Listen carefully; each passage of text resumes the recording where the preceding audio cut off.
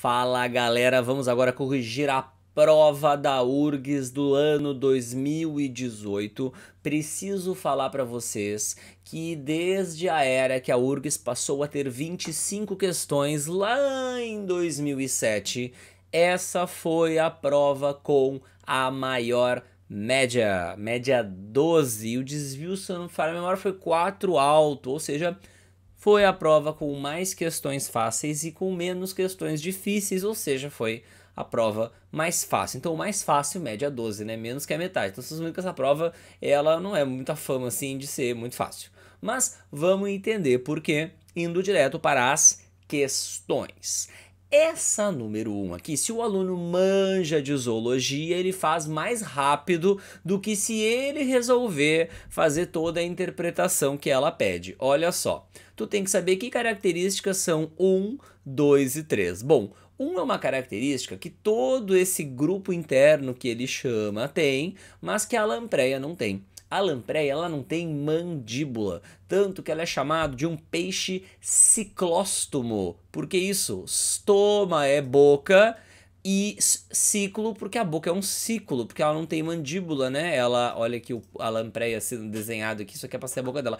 Tem aqueles dentes e a boca tem formato de ventosa, que ela gruda para chupar o sangue de outros peixes. Então um é mandíbula. E aí quando tu olha nessa tabela, ó, lampreia menos e toda essa galera mais com a mandíbula, uma característica que todo mundo tem, menos a lampreia. Ah, então tem que ser mandíbula. Só aí já não pode ser letra E, garras, letra D, pulmão e letra B, pulmão também não tem, até porque botar pulmão no 1 é achar que a perca vai ter pulmão e a perca é um peixe normal e aí não vai ter pulmão nada.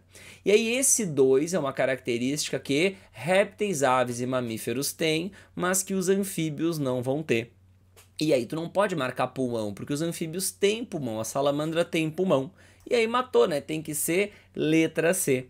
Interessante ele colocar 3 ali, ó. Escamas queratinosas, que é uma característica que você vai encontrar em répteis e aves, até porque ave é um réptil muito modificado, mas você não vai encontrar isso em mamíferos como camundongo ou chimpanzé. Então essas escamas de queratina é exclusivo de répteis e as aves, que na verdade são um grupo de répteis muito modificado. Então o cara queria que tu usasse todas essas características aqui para ver o que é melhor aqui, mas se tu soubesse zoologia nível intermediário de vertebrados, já dava para matar.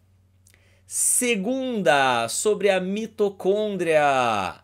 A membrana interna forma pregas, que são as famosas cristas mitocondriais. Lembrando, né, que a mitocôndria tem a membrana externa, que é essa daqui, e a interna, que está em lilás aqui, formando as tais cristas mitocondriais, possibilitando o aumento da superfície que contém, e dobrinhas, né, galera, sempre aumenta a superfície de contato, que contém proteínas e enzimas da cadeia respiratória. É verdade, porque na respiração, lembrando, ela tem 3 fases principais: glicólise, que é a primeira etapa, cujo nome não tá aqui, mas é a transformação da glicose em ácido pirúvico ou piruvato. Essa primeira etapa aqui, ó, vou circundar de azul, ó. Isso aqui é a primeira etapa da respiração, a glicólise. Aí o piruvato entra na mitocôndria, Krebs é na matriz mitocondrial, e cadeia respiratória, que também é chamada de fosforilação oxidativa, é nas cristas mitocondriais. Tá, então essa daí tá certa. 2. A membrana externa apresenta aceptores que participam da glicólise. Não, galera, a glicólise é um processo formado por 10 reações na sequência, em que a primeira reação usa a glicose como reagente, a última vai ter o piruvato como produto, e a glicólise ela é toda no citosol, é zero participação da mitocôndria, por isso que essa daí tá errada. E a terceira, ela está presente em abundância em células do tecido muscular estriado esquelético, que é um tecido que frequentemente precisa ficar aeróbio e aí vai precisar de mitocôndrias para poder gerar energia, já que a função da mitocôndria é gerar energia. Portanto, tá certa a resposta, letra C, apenas 1 e 3. Beleza, vamos para a próxima. Sobre velocidade das reações químicas e a influência que ela tem nas enzimas. Então, beleza. As enzimas têm todas um pH ótimo de atuação.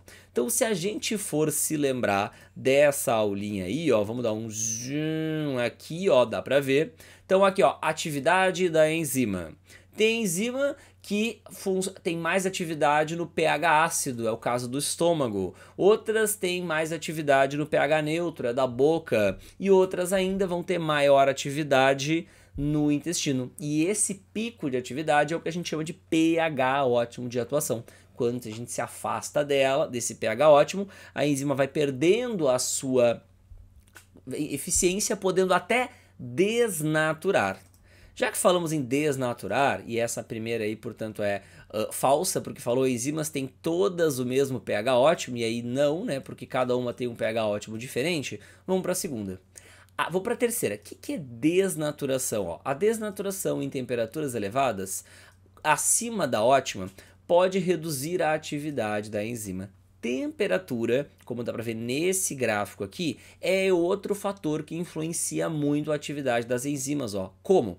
Quanto maior a temperatura, mais rápido a enzima vai catalisar reações, porque mais choques vão acontecer entre a enzima e o reagente, que é o que precisa para a reação acontecer. E aí, quando chega uma determinada temperatura em que a atividade da enzima está máxima, imediatamente após passar essa temperatura, a eficiência da enzima cai bruscamente. Por quê? Porque desnatura. Portanto, essa daqui está muito certa. Cuidado, desnaturação não é a quebra da proteína ao meio. É uma mudança no seu formato tridimensional, na sua estrutura terciária. Agora vamos para essa segunda.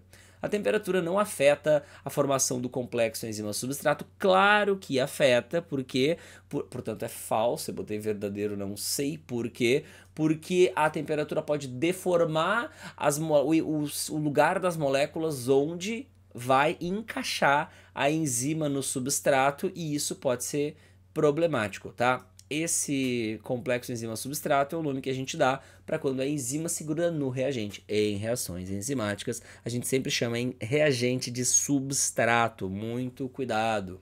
E aí nessa última aqui, ó, a concentração do substrato, ou seja, do reagente, afeta a taxa de reação de uma enzima.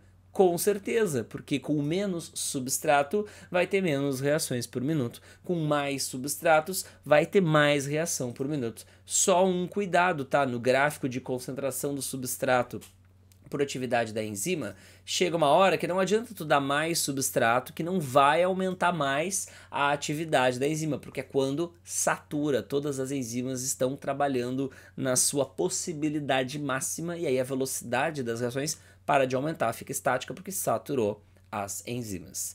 Então FFVV tem que ser letra E a resposta. Beleza, vamos para a próxima, que é uma questão relativamente simples de macromoléculas. Lembrando que macromoléculas são aquelas moléculas de grande peso molecular. Nada de gás carbônico, nada de glicose, nada de um aminoácido, são moleculões.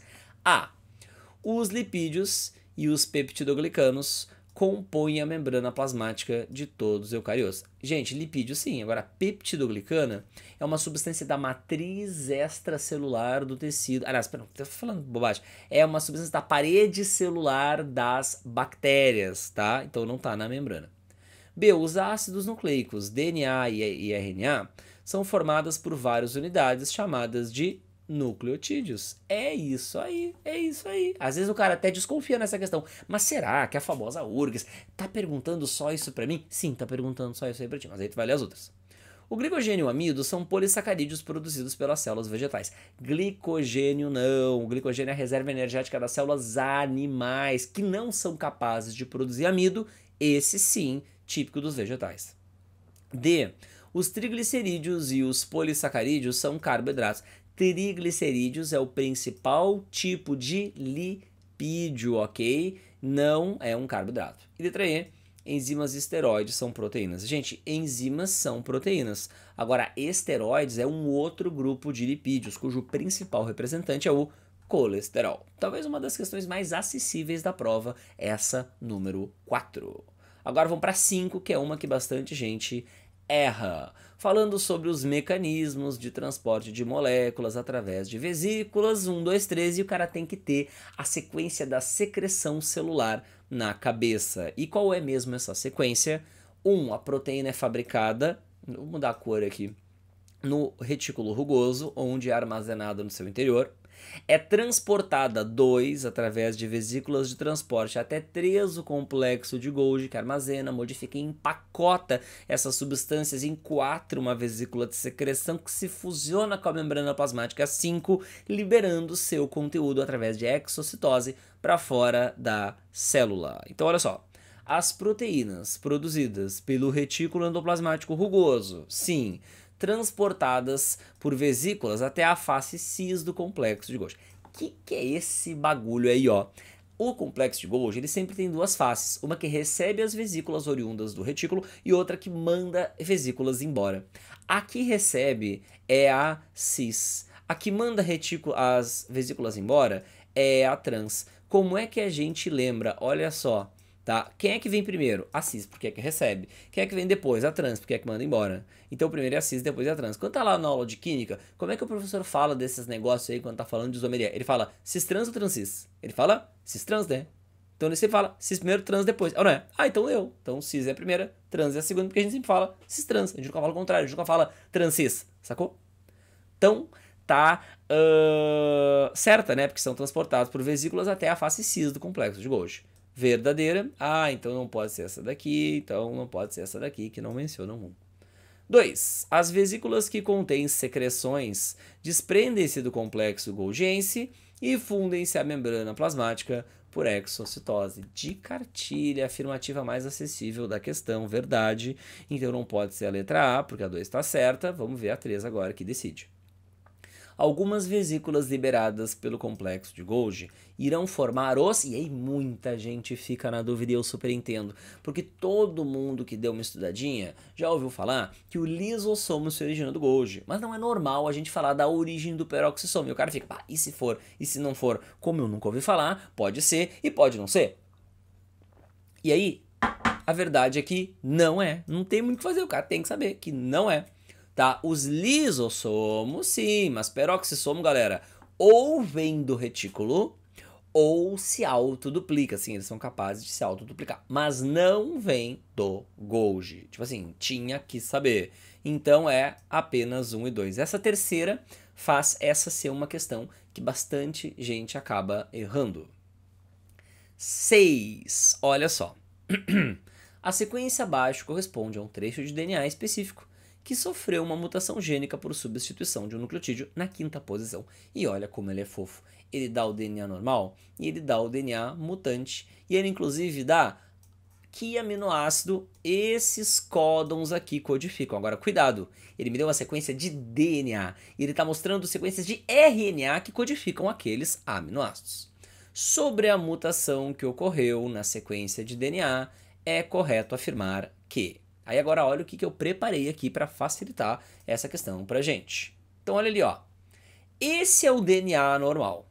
Como é que eu faço a proteína? A partir desse DNA, desse trecho de DNA, é transcrito um RNA mensageiro que tem essas sequências aqui. E a partir desse RNA mensageiro é traduzida uma proteína que tem esses aminoácidos. Usando esses códigos que estão aqui embaixo, eu chego nesses aminoácidos. Se eu fizer a transcrição da sequência mutante, eu vou ver que eu só modifiquei a segunda trinca, eu só modifiquei o segundo códon. E essa mudança vai gerar um aminoácido diferente, porque o códon CAC, segundo a legenda da questão, codifica histidina. Já o códon CUC, que é após a mutação, vai codificar leucina. Os outros códons ficam iguais, logo vão gerar os mesmos aminoácidos. Portanto, lendo as alternativas, gera uma cadeia de polinucleotídica com um aminoácido a menos. Não, trocou o aminoácido, não vai ser um a menos. Aumenta o número de códons do RNA mensageiro. Não, trocou o códon, mas não aumentou o número de códons. É silenciosa. O que é silenciosa? É quando a substituição gera um aminoácido igual ao que tinha antes. Mudou o aminoácido, então não é silenciosa. Ela é não silenciosa, que é como a gente chama. D. Altera o módulo de leitura do RNA mensageiro. O que é o módulo de leitura? Se eu, em vez de substituir uma base, eu, sei lá, colocar, deixa eu até escrever de preto, um A entre a quarta e a quinta posição, aí esse vai seguir sendo o primeiro códon, mas esse vai ser o segundo códon, e aí esse vai ser o terceiro códon, e aí esse vai ser o quarto códon, aí muda toda a leitura, entendeu? Porque tu adicionou um a mais. Isso é mudar o módulo matriz de leitura, mas não foi o que aconteceu. Seguem os mesmos, a maioria dos códons sendo os mesmos códons, só um que mudou. Então não. E letra E, causa substituição de um aminoácido na proteína, é a resposta. Próxima, 7. Essa é outra que bastante gente se aperta, com razão. Vamos lá. Em relação ao sistema digestivo humano. A pitialina é produzida e secretada pelas glândulas salivares na boca. Pitialina, também conhecida por amilase salivar, ela é produzida pelas glândulas salivares, ela digere o amido, é secretada... Tá tudo certo, a letra A. Agora vamos ver por que as outras estão erradas e por que a letra E sempre deixa todo mundo com a pulga atrás da orelha. B. A digestão das proteínas inicia com a liberação de ácido clorídrico e pepsina no estômago. Então é o estômago que inicia a digestão das proteínas através da liberação dessas. Inclusive, o estômago é ácido por causa do ácido clorídrico, que a gente viu em outra questão ali. C. A bile é a enzima digestiva que atua no estômago. Primeiro que a bile não é enzima digestiva. Ela tem ácidos biliares, mas ela não é enzima e ela inclusive não quebra quimicamente lipídios, ela apenas emulsiona, separa pedaços grandões de gordura em pedaços menores, que nem o detergente de pia faz com a sujeira, tá? E ela não atua no estômago, ela atua no início do intestino delgado, e quem fabrica ela, por sinal, é o fígado, que joga no início do intestino delgado a bile. D. A vesícula biliar armazena substâncias produzidas pelo fígado. Quem? A bile. O pâncreas, ele produz o suco pancreático, que tem um monte de enzimas. E letra E. O intestino grosso não tem vilosidades, porque ele não participa como protagonista da absorção de nutrientes. Esse protagonismo se dá no intestino delgado, que tem as vilosidades intestinais, que são cobertas por células que têm as microvilosidades. Portanto, letra E está errada, porque não tem vilosidades. Mas todo mundo fica na dúvida se o grosso tem ou não tem vilosidades. A resposta é não tem. Então, esse da telezinha faz, às vezes, essa questão ser errada por bastante alunos. Vamos para 8. Olha aí, isso aí, quando cai e o aluno estudou antes, ele fica feliz da vida. Porque se ele estudou perto disso aí, ele vai acertar. E se ele não vê isso aí há 3 meses, ele fica pé da vida, porque a chance dele errar aumenta bastante. Galera, tem questões, tem matérias que tem que estudar perto da prova, porque são decorebas muito fáceis de esquecer. Por mais que tu tenha entendido tudo no dia da aula. E isso é uma delas. Então, folhetos embrionários e a sua origem. Então eu vou começar pelos que ele gosta mais de perguntar. Pessoal, ninguém vai dizer que epiderme não é ectoderme. Todo mundo vai começar fazendo isso daqui e o cara já fica entre duas se ele faz isso daqui. O advogado que nunca estudou biologia na vida, ele vai botar que ectoderme é epiderme. Mas cuidado, epiderme é a camada mais externa da pele. Já a segunda camada, que é a derme, ela é de tecido conjuntivo e ela vem de mesoderme. É um grande pegatão dizer que toda a pele vem da ectoderme, porque não é verdade.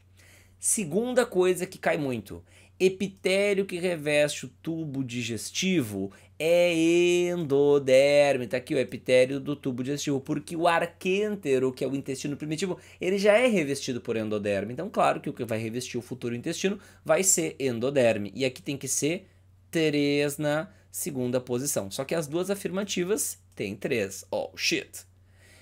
Coração, epitélio da membrana que envolve o coração. O cara vai ler epitélio, talvez ele ache que é tecido que é ectoderme, mas não é. Pericárdio, que é o nome desse negócio, as pleuras que revestem o pulmão e o peritônio que reveste ali o aparelho intestinal, é tudo mesoderme também, ok? E pulmões é xarope. Por quê? Porque os pulmões, galera, todo o sistema respiratório, ele se forma a partir do sistema digestivo no desenvolvimento humano. E essa informação é importante a gente saber pelo seguinte, porque daí tu te lembra que se o revestimento do digestivo é endoderme e o respiratório veio do digestivo, então o respiratório também tem que ser endoderme. Então aqui também tem que ser 3, e tem que ser 2, 3, 1, 3 essa parada. Resposta letra E. Muito cuidado com o sistema nervoso, tá? Como o tubo neural ele vem da ectoderme, o sistema nervoso também é ectoderme. Não vai botar que ele é mesoderme, esse é outro que cai bastante.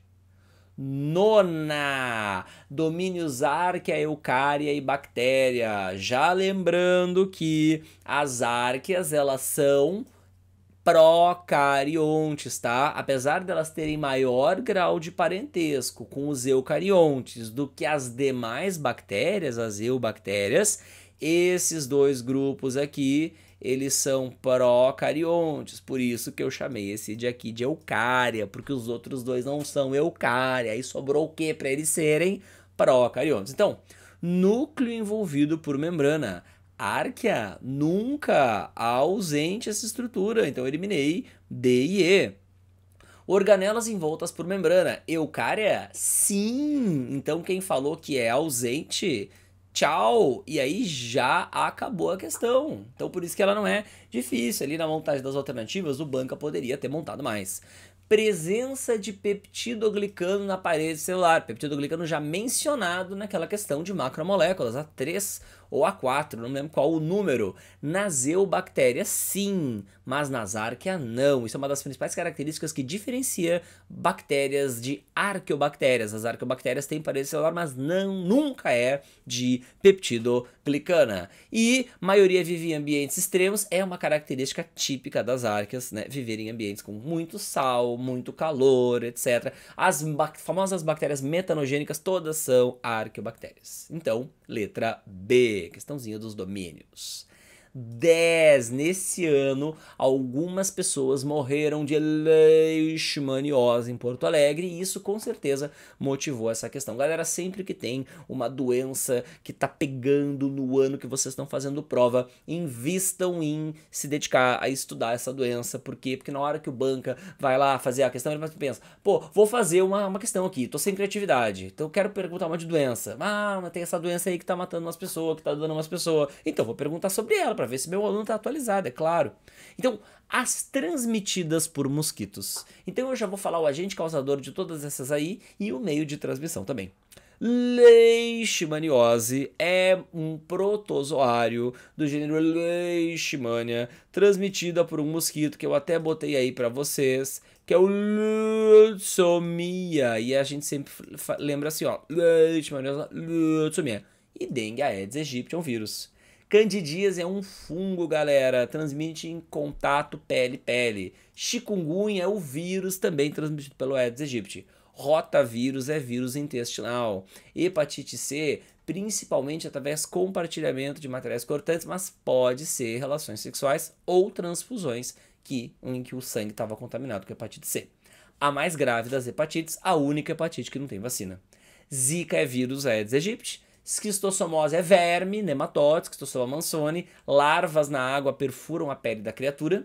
Sarampo é vírus, gotícula de ar. Cachumba é vírus, gotícula de ar. Sarampo é aquela que dá pintinha na pele. Cachumba incha as glândulas parótidas.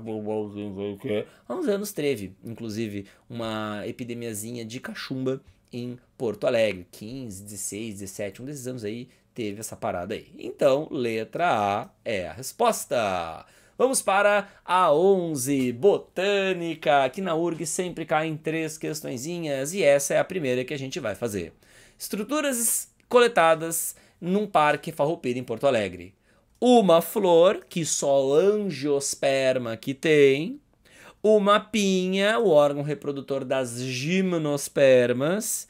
E um caule do tipo colmo, que é o caule do bambu e da taquara. Não confundir com o estipe, que é o caule das palmeiras. Beleza. E aí sobre essas paradas aí tu tem que falar as coisas. Então vamos ver. 1 e 3 são estruturas reprodutivas. O caule não é reprodutivo, né? 2, então não é. 2 e 3 são estruturas de angiospermas. 2 é pinha de gimnosperma, então não é. 3 é uma estrutura com função de absorção de nutrientes. Gente, o caule é transporte de nutrientes. A raiz que é a absorção de nutrientes. 2 é uma estrutura que corresponde ao fruto. Não, 2 é uma estrutura que corresponde à pinha, também conhecida por estróbilo, nome técnico. Vocês também têm aquela sensação? Vai chegando na meu Deus do céu, aí vai estar errado, não vou saber o que fazer, mas aí chega aí. 1, 2 e 3 são estruturas de plantas vasculares. Quem mesmo são as plantas vasculares? Pteridófita, gimnosperma e angiosperma. Briófita só que é avascular. Nada aí é avascular. Então a letra E. Essa também, tá? Uma questão que ajuda a média a subir, porque bastante gente acerta, porque não precisa saber muito biologia para matar essa 11. Essa daqui é das fumetas, é daquelas que fazem a prova ficar mais dificilzinha, tá? Então vamos nessa sobre os transportes de seivas na planta. A água e os minerais podem passar entre as paredes celulares ou podem atravessar o citoplasma nas células do córtex da raiz. Então, gente, a raiz ela é revestida por uma camada de células que é a epiderme, depois tem uma camada de células de parênquima e aí depois lá dentro é que está o xilema e o floema. E o que acontece? Quando a água e os minerais entram por essas células, elas podem tanto ir pelo lado de fora das células. Essa via do lado de fora tem inclusive um nome, vou escrever até com a mesma letra, com a mesma cor que ela tá. É o apoplasto, e a via vermelha, que é aquela na qual vai passando por célula, mas por dentro da célula, água e minerais, e não por fora, a gente chama ela de... É melhor escrever a buraco, né? De simplasto. Então, tem essas duas vias aí, clássico de perguntar na URGS, e está correto. Agora vamos para a segunda. Então essa aqui é V.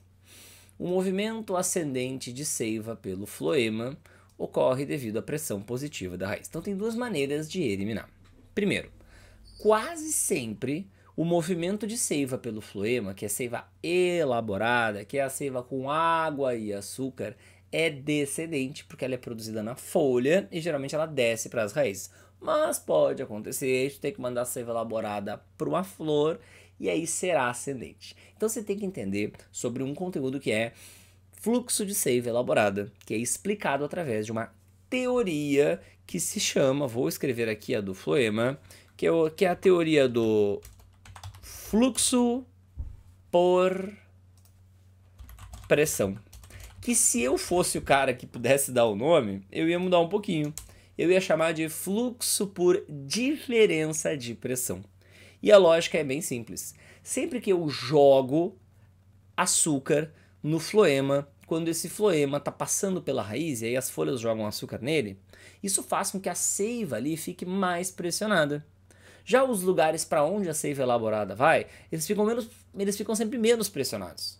Então, ocorre o fluxo de seiva elaborada por uma diferença de pressão entre o lugar onde ele recebe açúcar, que sempre é maior, e o lugar que tira o açúcar do floema, que é o lugar onde sempre vai ter menos pressão.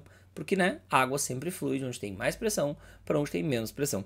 Então, o lugar que tem mais pressão é onde a gente fala que a pressão é positiva, e o que tem menos é onde a pressão é negativa. Então, o lugar que vai ter mais pressão é na folha, que é quem recebe a sacarose, e não na raiz. Lá na raiz a pressão é negativa, por isso que a seiva vai para lá. Então, essa daqui é falsa. De mais a mais, movimento ascendente para a raiz, que é o lugar que fica mais lá embaixo, não, né? Teria que ser descendente para a raiz.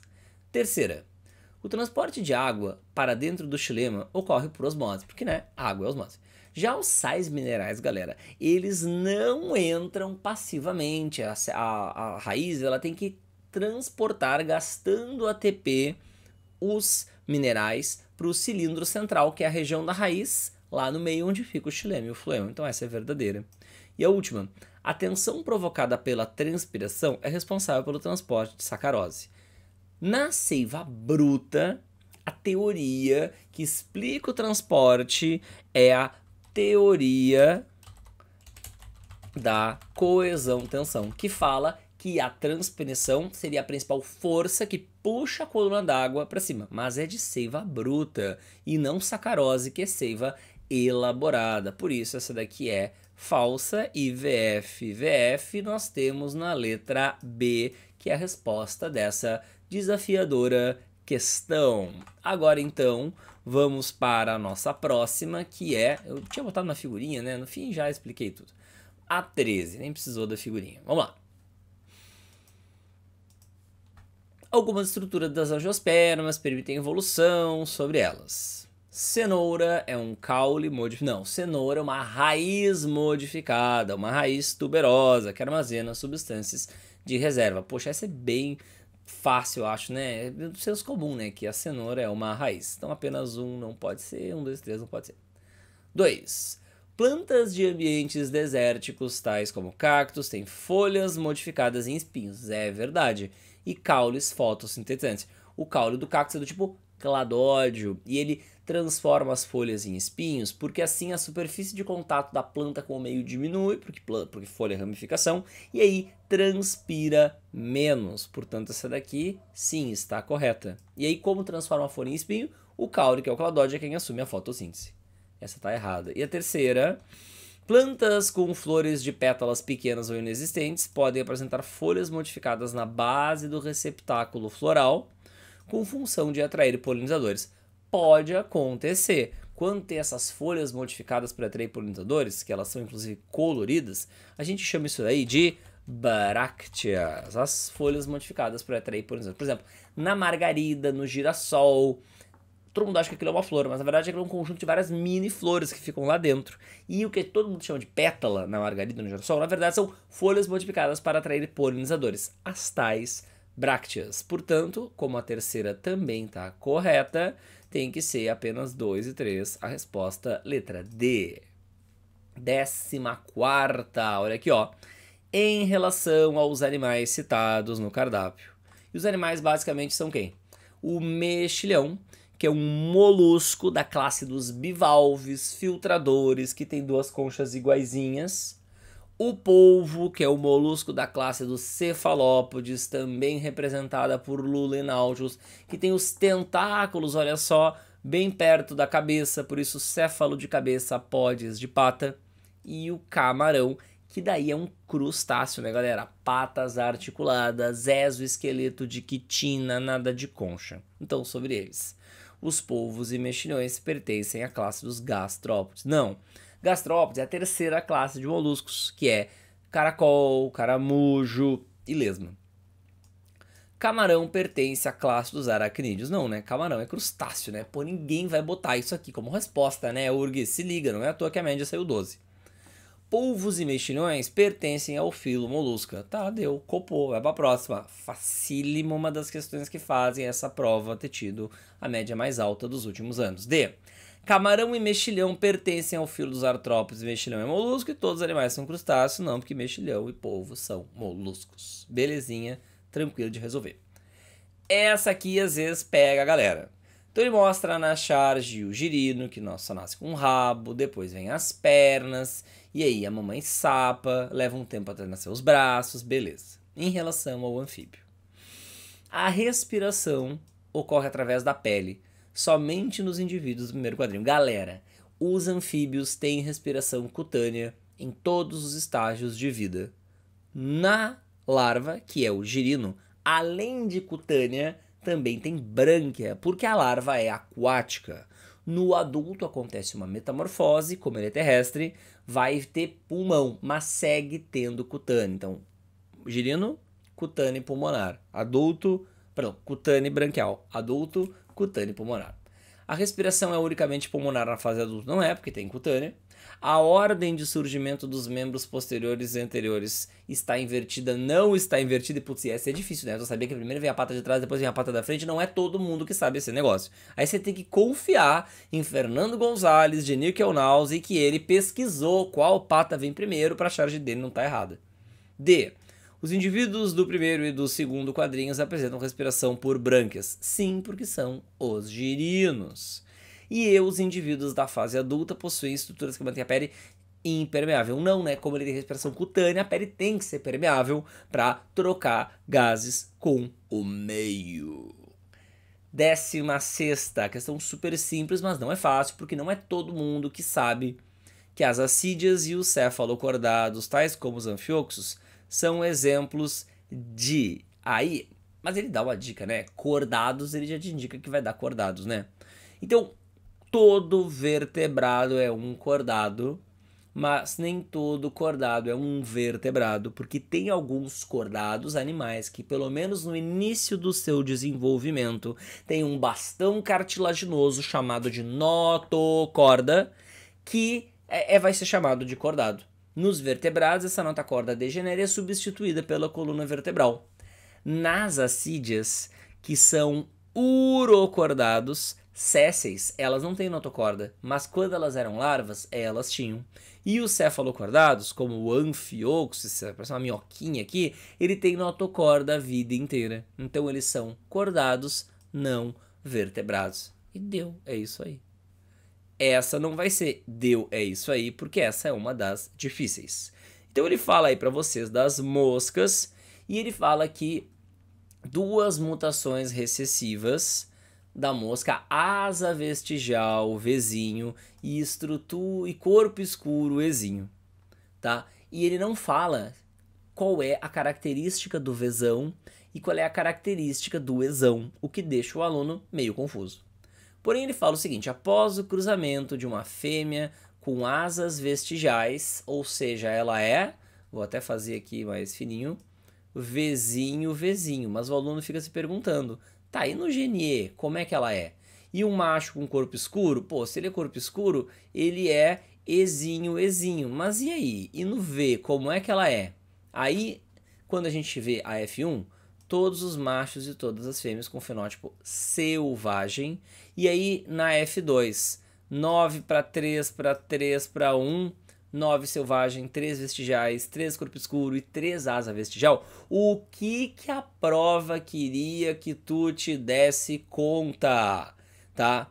Que Vzão traço é normal, é não ter o negócio. E normal em genética também é o selvagem, que é o tipo mais comum encontrado na natureza. Ezão traço é normal, ou seja, selvagem. Vzinho, Vzinho vestigial e Ezinho, Ezinho escuro. Ou seja, quando ele fala que é uma fêmea com asas vestigiais, tá, por causa do asas vestigiais, ela é Vzinho, Vzinho. Mas por causa do corpo, como não falou nada, então é o padrão normal, que é o padrão selvagem. Então ela tem que ser Ezão traço. E cruzou com um macho de corpo escuro, que eu sei que é Ezinho, Ezinho. Como ele não falou nada sobre a asa, suponho que a asa seja normal. Ah, dá pra supor? Nessas circunstâncias, sim, dá pra supor. Então é Vzão traço. Então todas as fêmeas e machos com fenótipo selvagem na F1 é todo mundo Ezão traço, Vzão traço, entende? Que é selvagem para os dois. Mas como um dos genitores é Vzinho, Vzinho, tem que ter um Vzinho aqui. Como todos os genitores, um dos genitores é Ezinho, Ezinho, tem que ter um Ezinho, Ezinho aqui. E o cruzamento da F1 para chegar na F2 é entre dois duplo heterozigotos, Vzão, Vzinho, Ezão, Ezinho. E quando a gente faz esse cruzamento, gametas desse genitor. Como é que é gametas no dihibridismo? Todas as combinações possíveis entre as letras dos dois genes. Então essa vai se combinar com essa e com essa daqui, dando Vzão, Ezão e Vzão, Ezinho, e esse Vzinho vai se combinar com o Ezão e com o Ezinho, dando Vzinho, Ezão e Vzinho, Ezinho. Como esse aqui tem o mesmo genótipo, ele vai gerar os mesmos gametas. E se a gente cruza os 16 daquele jeito, vai dar, ó, vou até circundar, 9, que são esses 9 que eu estou circundando de amarelo aqui, selvagens para as duas características, 3 selvagem para o GNV, corpo escuro, 3 que vai ser asa vestigial, mas selvagem, mas normal para a cor do corpo, e 1 que vai ser, portanto, recessivo para os dois. Por isso, lá no exercício, dá 9 para 3 para 3 para 1. Agora vê o F sobre isso. Primeiro vê o F. As proporções fenotípicas da F2 indicam ausência de dominância. Tem dominância, né? Se falou ali que é recessivo o negócio, tem dominância, né? Falso, portanto, até porque 9 para 3 para 3 para 1 é bem a proporção de quando tem dois genes que cada um tem 2 alelos, um dominante e um recessivo. Segunda, Os resultados obtidos em F2 indicam dihibridismo. Sim, porque são dois genes. 9:3 para 3:1 é uma proporção de dihibridismo, envolvendo dois genes autossômicos com segregação independente. Como é que é com segregação independente mesmo? Vamos desenhar rapidinho. É quando você tem uma célula, aí você tem um par de cromossomos, e nesse par de cromossomos está um dos genes que você está analisando a herança, e num cromossomo tem, sei lá, exão, e no outro cromossomo tem ezinho, e um outro par de cromossomos onde vai estar o outro gene cuja herança você está analisando simultaneamente ao primeiro, em que num cromossomo vai ter vesão e num cromossomo vai ter vezinho se o cara for díhbrido. Então, quando é assim, a gente fala que os genes segregam independente, por isso tem cromossomos diferentes. Ah, e aí dá 9:3 para 3:1, que são as proporções, então, verdade. F primeiro, V o segundo. Só assim já dá para matar se tu tem certeza dos dois primeiros, o que nem sempre é verdade. Terceiro, as proporções indicadas em F2 estão de acordo com a segunda lei de Mendel, ou princípio da segregação independente. Sim, que a segunda lei de Mendel só vale quando os dois genes cuja herança você está analisando têm exatamente essa distribuição. Ah, então verdade. E a última é muito polêmica. Os pares de alelos desses genes estão localizados em cromossomos homólogos. Muito polêmica. Por quê? Porque quem são os pares? Vou até sublinhar de outra cor. Esse é um par e esse é outro par. E os cromossomos que este par e este par estão não são homólogos. Olha a sutileza. O alelo exão está num cromossomo homólogo ao cromossomo que está o alelo ezinho. O alelo vezão está num cromossomo homólogo ao cromossomo que está ezinho. Agora, esse par aqui, tá? O cromossomo que ele tá é diferente do par que esse cromossomo tá. Então, eles não estão localizados em cromossomos homólogos. Eles estão localizados em cromossomos diferentes, em cromossomos que a gente chamaria de heterólogos. Por isso é falsa e a resposta tem que ser letra E. Bem venenosa essa daí. 18. Essa aqui mais simples ajuda a entender por que bastante gente gabaritou, embora muita gente às vezes se confunda com isso aqui. Então o cara tatuou azão, azinho, legal. Com relação a o que aparece na ilustração, que é azão, azinho, é correto afirmar. A. O indivíduo é heterozigoto para a característica monogênica indicada. É, né? Azão, azinho é heterozigoto. E pode formar 50% dos gametas azão e 50% dos gametas azinho. É, primeira lei de Mendel. Quando tá na aula, tu aprende, né?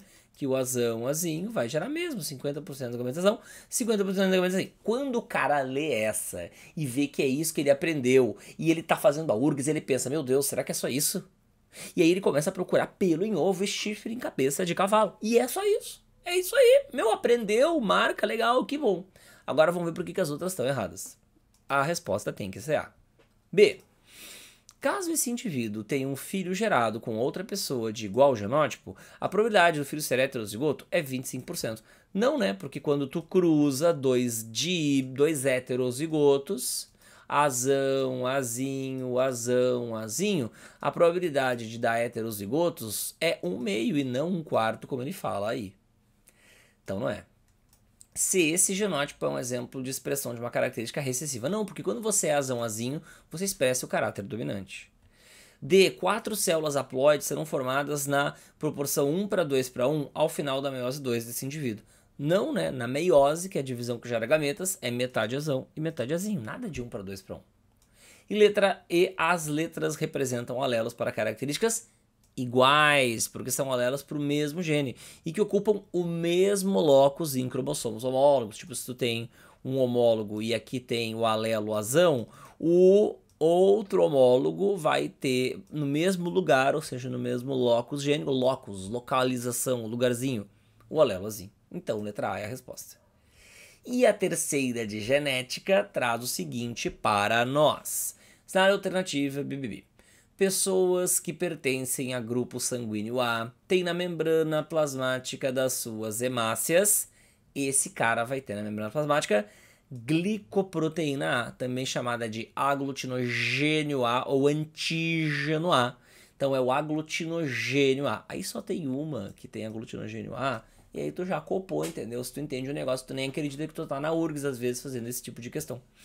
E no plasma sanguíneo, lembrando que quem é A tem no plasma anticorpos anti-B. Quem é B tem no plasma anticorpos anti-A. Quem é AB tem os dois antígenos, os dois aglutinogênios nas hemácias e nenhum anticorpo. E quem é O não tem nenhum dos dois aglutinogênios nas hemácias e é capaz de produzir os dois anticorpos. Já as que pertencem ao grupo O não apresentam antígenos, ou seja, aglutinogênios, nas suas hemácias, portanto B. 20ª, essa surpreendente, polêmica, errada, tudo junto, olha que beleza. Algumas características facilitaram a saída das florestas e ocupação dos campos savanas por ancestrais da espécie humana, considere. 1. A postura ereta liberou as mãos para executar outras funções não relacionadas ao deslocamento. Quem, pensando um pouquinho, colocaria errado aí? Se tu agora tá andando só com as duas, as tuas mãos ficam livres. O advogado botaria certo, bonito, e ele ia se dar bem. Então não pode ser essa, então não pode ser essa.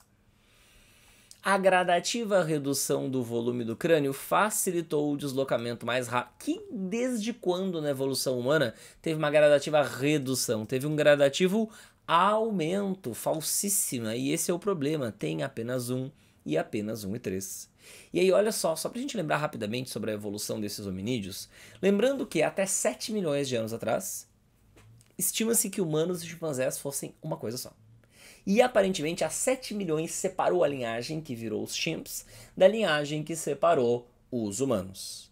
Mas os famosos australopitecos, os primeiros hominídeos famosos encontrados com robustez de fósseis, eles só surgiram no planeta tipo uns 4, 13,5 milhões de anos atrás.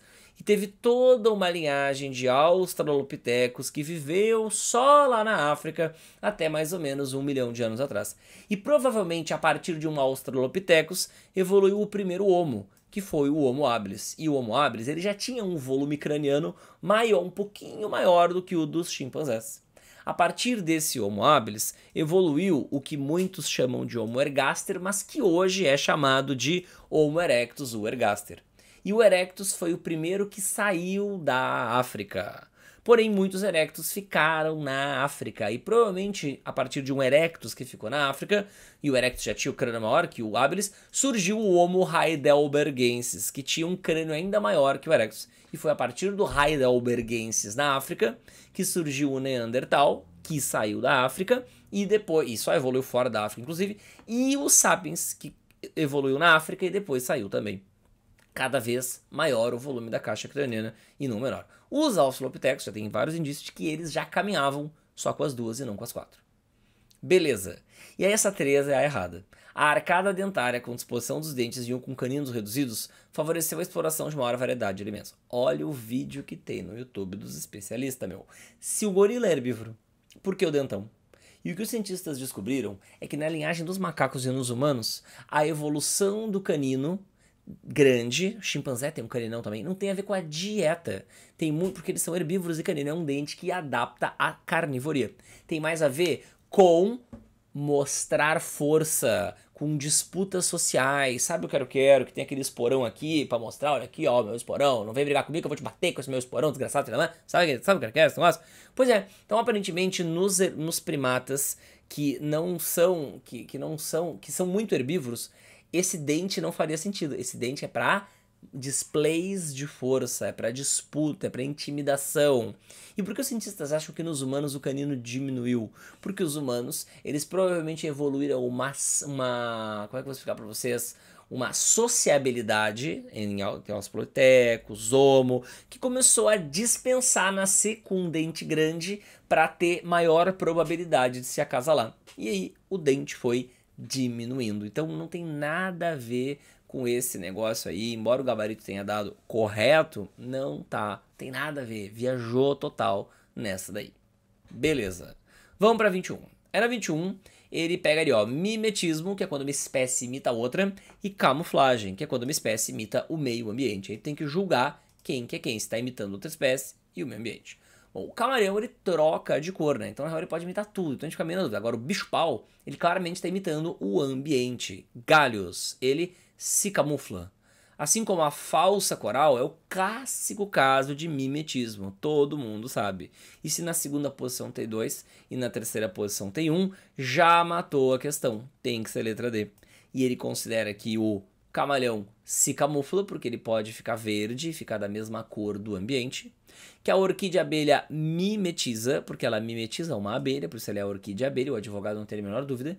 E o linguado, pô, dá pra ver naquela figura ali que ele se camufla, porque mal dá pra ver ele direito ali de tão parecido com o ambiente que ele está. E aí entrando na ecologia raiz. Nessa teia alimentar aqui da questão 22, galera, quem que é o produtor? Planta. Todo mundo que come a planta é C1. Quem que come a planta? O rato, então ele é C1.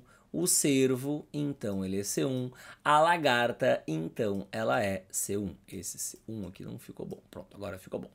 Quem come C1s é C2, da esquerda para a direita. Quem come o rato? A cobra, então ela é C2. E a coruja, então ela é C2. Beleza. Quem come o cervo, que é C1? Ninguém. Quem come a lagarta? O pássaro. Então o pássaro é C2. Beleza. Quem são os C2? Cobra. Alguém come a cobra? Não. Pássaro. Alguém come o pássaro? Sim. A cobra. Então a cobra ela é C3. O cervo, a coruja C2, ninguém come ela. Pronto. Copou a teia alimentar. Agora vamos ver. O pássaro pode ocupar... mas o pássaro come a planta, né? Óbvio, não vi isso. Então ele é C1. O pássaro pode ocupar tanto o segundo como o terceiro nível trófico. Galera, quem é C1 é segundo nível trófico. Quem é C2 é terceiro nível trófico. Então sim, ele pode. O rato e a lagarta são consumidores primários e estão no segundo nível trófico. Sim, C1 é segundo nível trófico. 3 níveis tróficos ocorrem na teia. São 4 níveis tróficos, porque a cobra pode ser C3, né? E ela seria do quarto nível trófico. Falso. E a coruja é consumidora secundária e está no terceiro nível trófico e não no segundo. Portanto, falso. VV, F, F, só aqui letra A, portanto, a resposta. Quase achei que não tinha resposta, mas tinha. 23, essa é mais polemiquinha. Quais estão corretas? E ele fala sobre mineração, né? Mineração, essa ideia é mineração. Beleza. Os impactos ambientais gerados por atividades mineradoras. O minério retirado do solo, que vai ser tipo de carvão, ferro, abrir um buracão gigante, altera a população de bactérias biofixadoras. Aqui ele está se referindo à fixação do nitrogênio, né? Porque as bactérias biofixadoras são as que fixam o nitrogênio. O que reduz a fixação do carbono por esses organismos? Não, né? Porque as biofixadoras são famosas por fixarem nitrogênio. O grande fixador de carbono é a planta quando faz fotossíntese, não a bactéria que faz fixação do nitrogênio. Então é falso. A mineração gera a erosão do solo. Gera, né? Um buraco gigante, o que leva ao assoreamento de rios. Porque daí esse sedimento ele vai ir para outro lugar, né? E aí ele pode ir para o rio e aí pode empilhar esse sedimento no rio, tá? Com consequente alteração na topografia de seus leitos e aumento de cheias. Então, quando começa a acumular areia no fundo do rio, desvia o rio, né? Aí aumenta as cheias, porque o rio fica com menos espaço para a água ficar. Muda a topografia, porque daí o rio começa a ter um desviado seu sentido. Então, é verdade. 3. A diminuição da produtividade primária, que é a fotossíntese que todo mundo faz num lugar, e da biodiversidade, porque tu tem que desmatar para minerar, né? Você abriu o buraco, desmatou. Deve-se aos desmatamentos em áreas exploradas pela mineração. Faz sentido. Então apenas 2 e 3, a número 1 é que costuma deixar a galera mais em apuros.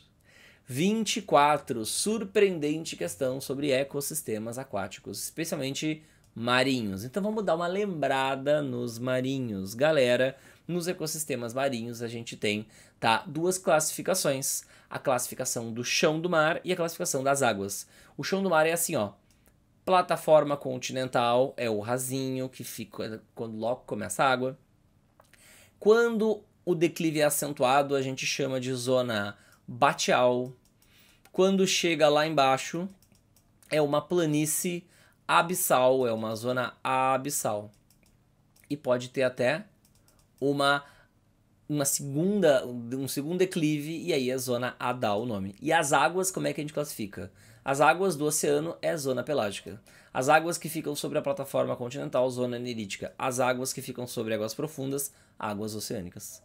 Então, o domínio pelágico corresponde ao litoral. Não, né? Domínio pelágico corresponde às águas e não à praia. Os organismos de regiões abissais dependem da matéria orgânica das camadas superiores ou de organismos quimiosintetizantes. Essa é difícil. difícil, cara. Aqui embaixo tem animais, né? Por exemplo, quem gosta de Procurando Nemo, quando Dory e Marlin descem até o fundo do mar, encontram aqueles monstros, etc. Lá é tudo escuro, né? Porque não tem luz. Então, se tem peixes lá no fundo do mar, pô, como é que eles conseguem comida, né? Porque se não tem luz, não tem fotossíntese. Então tem duas chances. Ou quando a baleia é decomposta lá em cima, os detritos caem, esses bichos lá do fundo comem. Caem tipo 2 km de profundidade, 3 km de profundidade.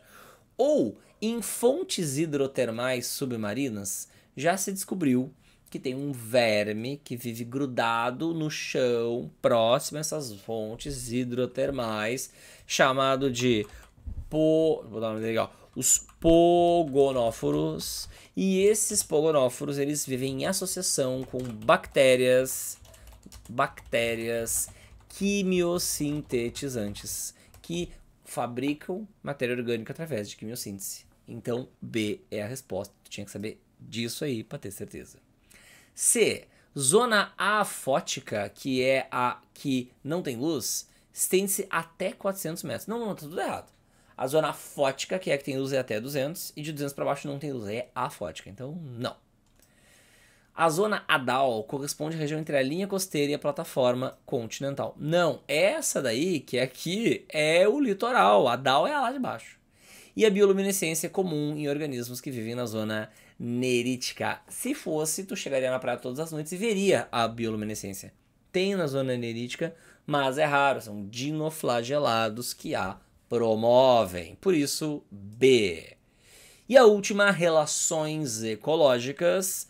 Então, a primeira é inquilinismo, e o exemplo é orquídeas, que são epífitas, é uma relação interespecífica, porque é entre a epífita e a árvore sobre a qual ela cresce por cima. Lembra que a epífita ela não prejudica essa árvore, então a relação é também harmônica, interespecífica harmônica. Então, germinei essa, germinei essa, germinei essa. Interespecífica desarmônica. Piolho é um parasita. Advogados agradecem, até ele sabe isso e aí já ajuda ele a responder, a acertar na verdade, porque se tu olhar, ó, só tem uma com parasitismo. Tu não vai falar que um piolho é um canibal, que um piolho compete se é desarmônico, interespecífico, até poderia, né, mas não é. Não vai falar que o piolho é predador, nem que é uma mensal. Interespecífica harmônica, sociedade. E aí um exemplo de sociedade heteromórfica, que é aquela sociedade que os indivíduos dividem trabalho, etc. Tá? É o cupim mesmo, né? Que tem indivíduos com formatos diferentes. Poderia ser a abelha também. Tá bom, galera? Então essa foi a nossa correção da URGS 2018.